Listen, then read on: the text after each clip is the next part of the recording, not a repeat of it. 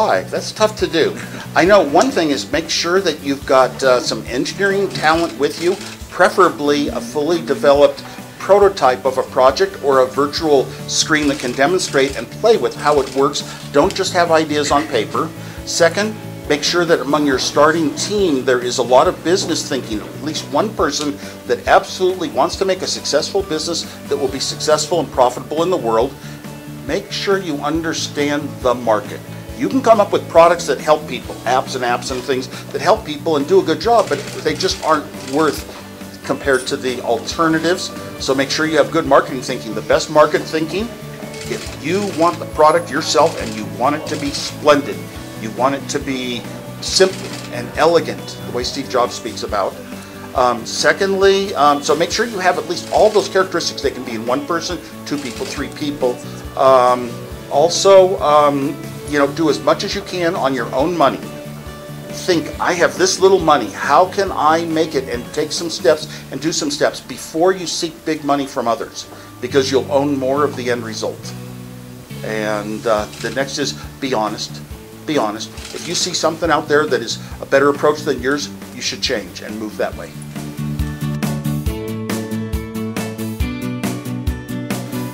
Well, the keys largely go back to company culture, but they also go to the personality of the leaders of the company.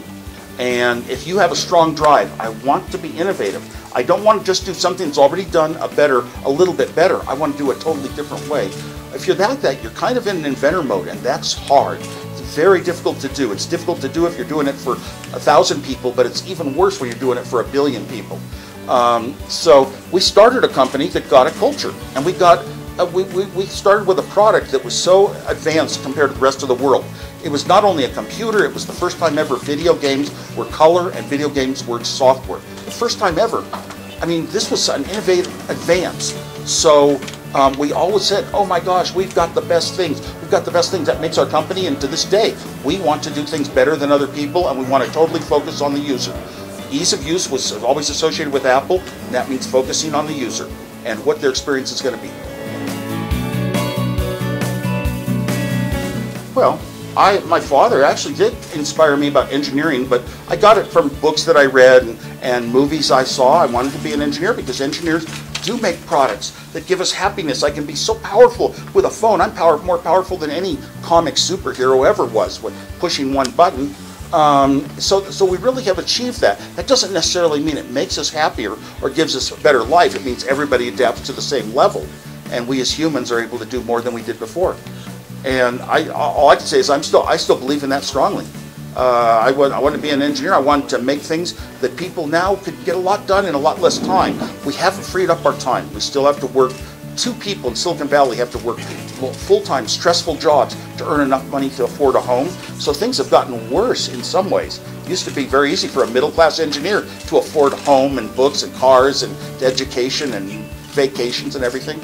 So that's gone away. So we didn't achieve it, but still we have a drive inside of us as human beings. It came from evolution, or it came from other sources, wherever it comes from. It forces us to want to create new things, to want to take the world to a better place. So it must be right, because the force is in we humans.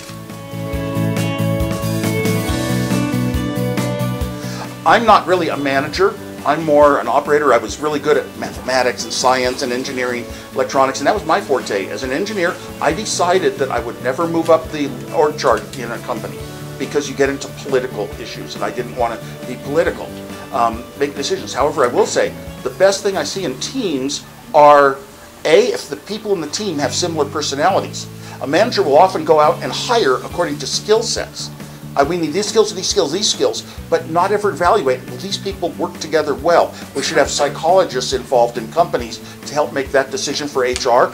Also, sometimes the best manager is the one that is not. You do this exactly one way, and don't listen to the others. It doesn't listen. People say that's a problem. The best manager sometimes doesn't even have to have the skills to do the job.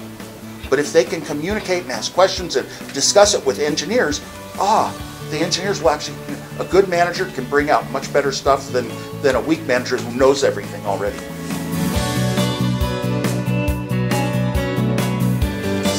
Think different was, the power is that we can go along in this world and make things incrementally a little bit better, a little bit faster. We came from the computer world at the start, and that's just common to do. A little more memory, more storage. This company doesn't even do that. Think different really means looking at an aspect of life at how it's done and not saying how can I do it more efficiently than others. How can I do it in a totally different approach? It's almost like a joke that comes together with a punchline. You're going off in a different direction than the joke is going to close with. So humor and creativity are very much the same, and creativity is the essence.